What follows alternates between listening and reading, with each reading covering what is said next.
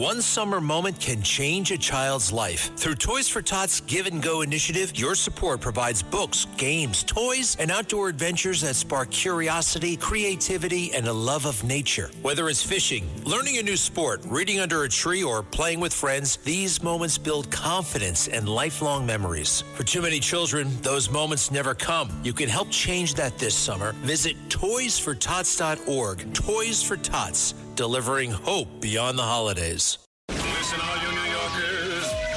You see? Taxi. Okay, man, we're looking around. This is the 77 WABC minicast. The biggest all-night show on American radio. And there is Robert Clotworthy. I don't know why I've never asked you this before. Voice of Ancient Aliens, voice to the History Channel, voice of The Curse of Oak Island Gold. Did you ever have like a radio job? I thought you were going to ask me what my favorite color was. We'll get there. Okay.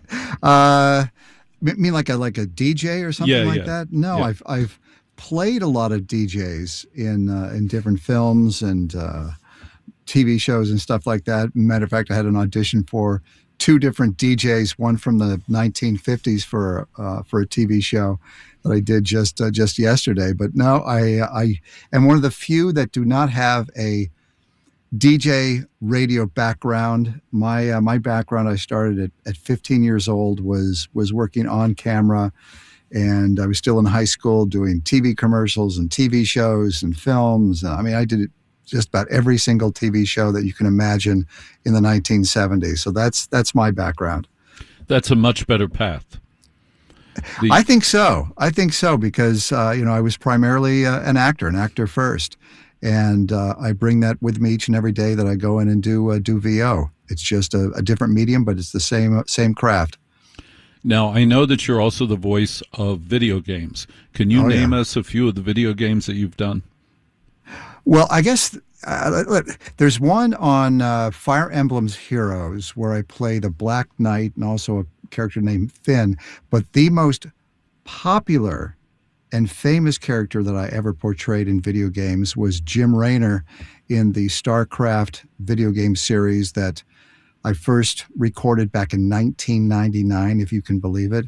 And we did StarCraft 2 and 3 or 4 games based on StarCraft that were huge successes all the way up until, I think I last worked on a session with Jim Raynor probably within the last couple of years. That's pretty cool. Yeah. In fact, here's a little known fact. It was basically the national sport in Korea, and Korean Airlines, when StarCraft 2 came out, they put my character's picture, and not just a little one, but a full picture on the side of a Korean Airlines 747. Whoa. I mean, it was like the last third of the plane. The whole tail section was this character, and they flew it around the world. It was international for at least a year. And you can actually look at a video where they do a time lapse of them painting it on the side of the jet, it going down the runway and taking off and flying. It's pretty incredible. That is pretty incredible. You mentioned to me that the amount of VO work to get any game done is enormous. You said there are hundreds, maybe thousands of pages. Is that right? Oh my God. Yeah. And it can take years. Really? I worked on a couple recently that I don't think they're going to come out before 2027, 2028, and they're huge games. Yeah, it takes a long time because essentially we go in and we record all the dialogue, and that takes quite a while. And then the animators work and do their thing. They basically record you, not just your voice, but they actually film you so that they can match your facial expressions, your lips. Yeah. In fact, I'm doing a motion capture game in a couple of weeks that I signed an NDA, so I can't tell you what the name of it is. But I was also in the video game The Last of Us Part 2, which was huge. That was motion capture. That seems to be something that I'm doing more and more, and it's a lot of fun. It's basically doing a one-act play. You get to actually work with actors, and you block the scenes, and it's kind of weird because everybody's wearing these skin-tight suits and they put dots all over your faces, and you're wearing this giant helmet that's got a camera on the front of it that's directed at your face. Wow. But it's a lot of fun, yeah. That's pretty amazing. Yeah. And they were all shot in L.A. There are special studios just for games. Oh, yeah. Yeah. Now, last time you and I talked about on Ancient Aliens that apparently production had been paused because they were catching up with the UFO releases. Is this still true? That's my guess. As a matter of fact, I'm glad you asked that question because tomorrow I'm going in to record a new episode of Ancient Aliens. I do not know what the title of it is, but I will find out in the morning.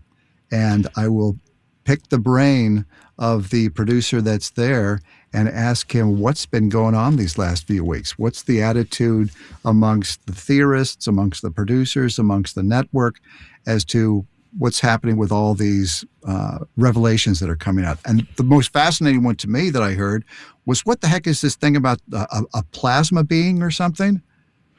Yes, an intelligent plasma being. It's not skeletal. It's just made out of plasma, but it's intelligent. I think I dated somebody that was like that for a while. You may have. You may have. Now, between the time you voice it and the time it gets on the air, what's the usual time there? The time is getting shorter and shorter because I know that we had a new episode. I think it might have even aired tonight about the underwater bases that you and I have talked about.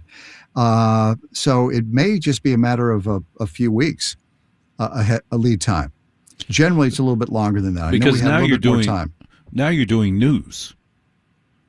Oh yeah, right. This is like actual news. Now, separate subject. Do you know about Graham Hancock? I know of Graham Hancock. I heard a little bit of what Ross and you were talking about. Right. So Graham's sick, and he's going to have cardiac surgery apparently this week.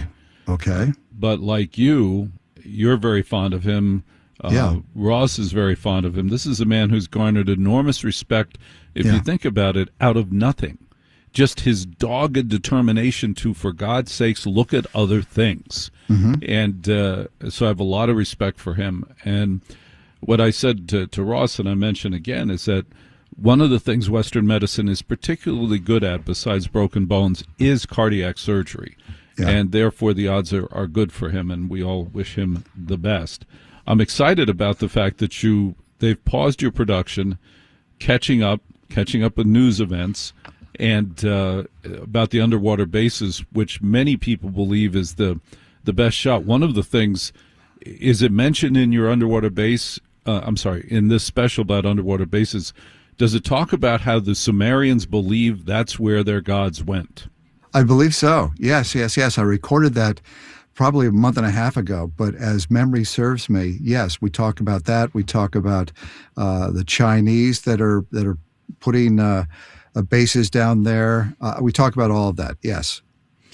All right, my friend, Robert Clotworthy, Ancient Aliens, History Channel. Anything else we need to know before we embark on this week? No. Let me pick some brains. I'm going to certainly talk to the producers about Graham and convey everyone's best wishes to him, and pray for him to get through it. I'm sure he will. And when we talk next week, maybe I'll have some really cool new inside scoop to talk about. I'm sure you will. Robert Clotworthy, always an honor to have you on the show. Thank you so much for being on the other side of midnight. Hey. More nonsense, Sterling every damn night. Thanks for listening to The Other Side of Midnight with Walter Sterling. You can listen to The Other Side of Midnight Monday through Friday from 1 a.m. to 5 a.m. If you like the podcast, share it with your friends and listen anytime at WABCRadio.com and download the WABC Radio app. Hit that subscribe button on all major podcast platforms. Plus, follow WABC on social on Instagram, TikTok, Facebook, and X. See you next time for a new episode so you never have to wonder. What the heck is going on here?